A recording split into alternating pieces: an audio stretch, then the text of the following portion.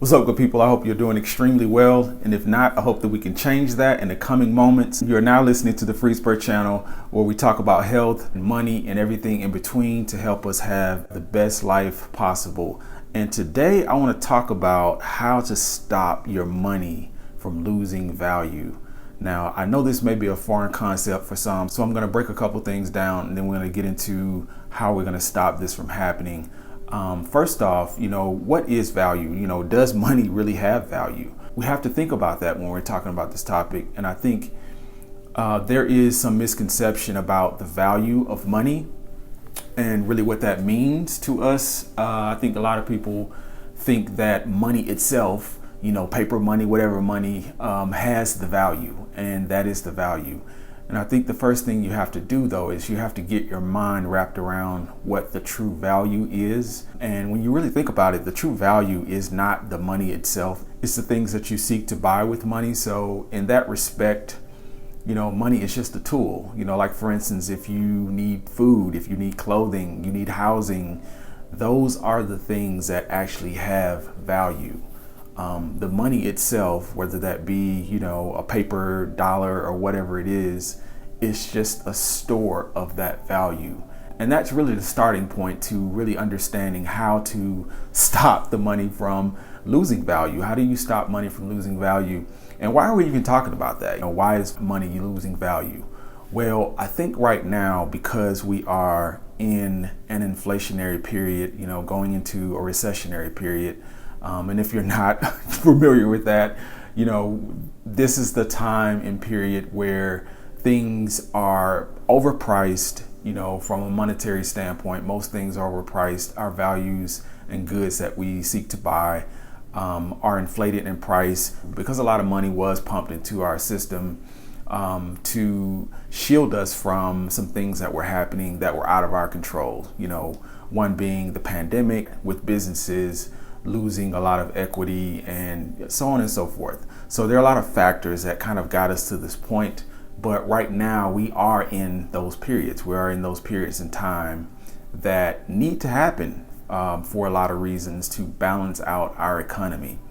And I know a lot of people are in the dark about that. So I do want to briefly say that, these things that are playing out are things that are mechanisms that are in place to balance what our system does. So it's not accidental. These things aren't just happening to us in a vacuum.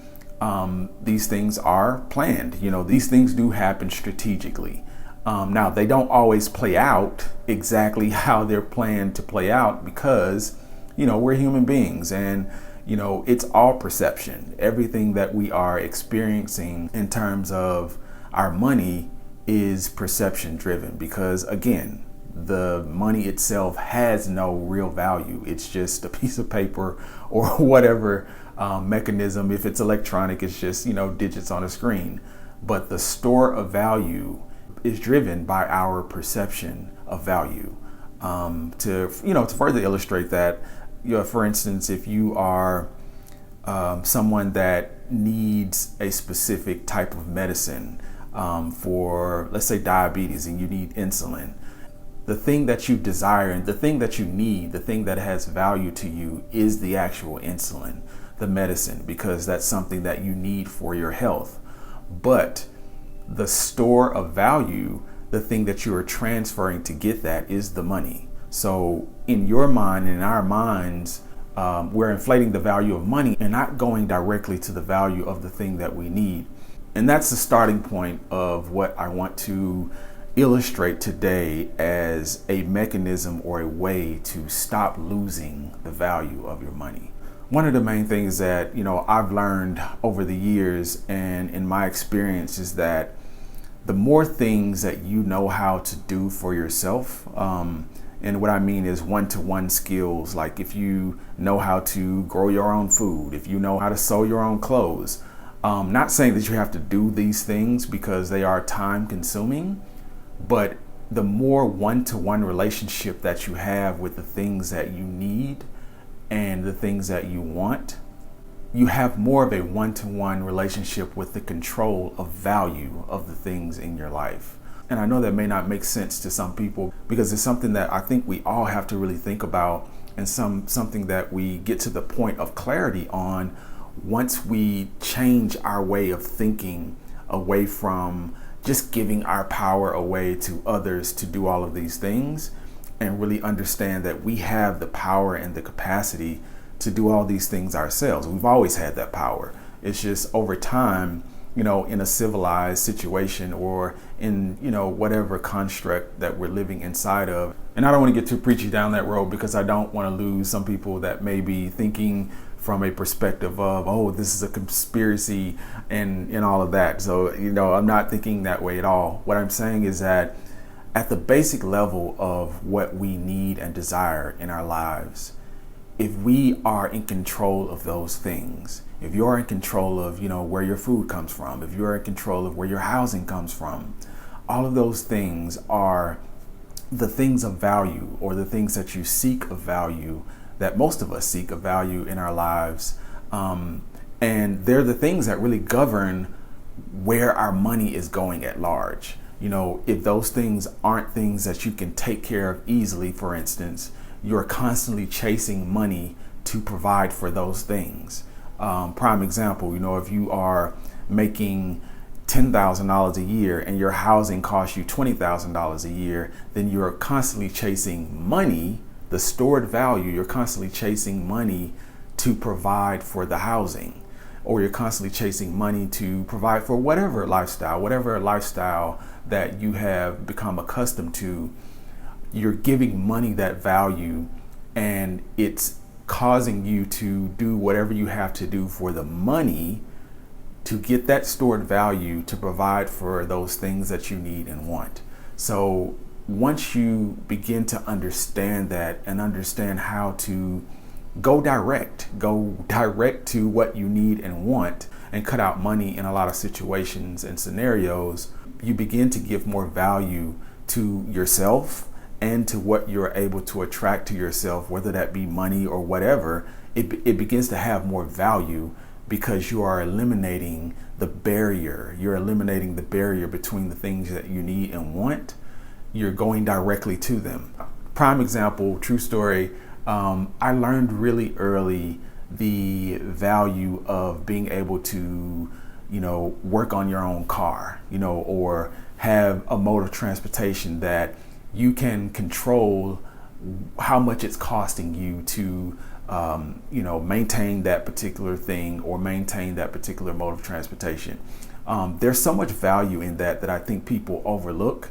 And that's not the only thing, but I want to start there because I think what people don't understand a lot of times is that everything that we contribute to in our lives really holds us hostage in terms of money. And I know some people may think, well, I want to be able to buy whatever I want. And I don't think anything is wrong with that. I think, if you have the money to spend on particular things, money is not a problem until it's a problem with, what you're able to sustain. And what I mean by that is, if you are making $1 million a year but your lifestyle is a $75,000 a year lifestyle, then you're going to have excess and abundance in money, and you're not going to be concerned about money that way. Your notion of what you have is always going to be in abundance, and you're not going to think about it, well, I want to buy what I want to buy. Why would I not do that? But on the other side, if you are only making $75,000 a year, but your lifestyle dictates that you need $120,000 a year, then you're going to be in a mind frame of, I don't have enough money and this is expensive and, this costs too much. So it's really relative to where you think you are financially and relative to what you are doing with your money and what you're spending your money on and what you're happy with, because at the end of the day, if you're happy with what you are able to do with the money that you have, then it will always have value. And, that's really the point I want to get to. And I want people to be able to digest is that it doesn't matter a lot of times how much you're making if you're able to sustain whatever you are believing in and sustain whatever lifestyle that you're subscribing to. It only matters when you're not able to sustain that. So if your basic needs are met, if you are able to, do the things that you desire from a perspective of my basic needs are met, my entertainment needs are met, and I'm able to live my life at this particular level on this budget, then it's hard to fathom, the alternative for most people. It's hard to fathom why some people would feel like, oh my God, I'm underwater and I can't do what I want to do. I think it's an entry point. It's all in where you enter into that mechanism of understanding your value and the value of money and the things that you need and want. Some people grow up with a sense of abundance and some people grow up with a sense of lack. And if you enter into, your working environment, or if you enter into your working years with one of those paradigms, it's going to really control how you step out into the world in terms of money and how you step out into the world in terms of the value of money. So really being able to think about that and start at that point and dissect how you are feeling about money and how you are conducting yourself based on those different paradigms that you've learned really is a great way to shift your perspective and allow you to control the value of your money at any time, regardless of what's happening around you in the world, in any market, any particular market. The more control you have over the things that you need and that you want, the more control you have over the value of your money. And I'm not saying that everybody should or is going to be able to have that level of control over every facet of what they're doing. Like everybody's not going to be able to, work on their own car. Everybody's not going to be able to grow their own food or sew their own clothes for that matter. But what everybody can do is take a real assessment of the things that they need and that they want, and enact change where they can and place effort where they can. If you're someone that knows how to cook your own meals, but you're eating out every day and you're losing value in your money because you're eating out every day, you can make that shift and gain that back. But you have to be willing to make those adjustments in your life. You have to be willing to take the initiative and see your value and increase that value overall in your life.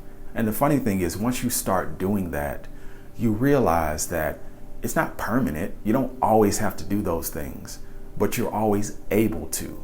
You're always able to pivot and do those things when you need to. That is the point.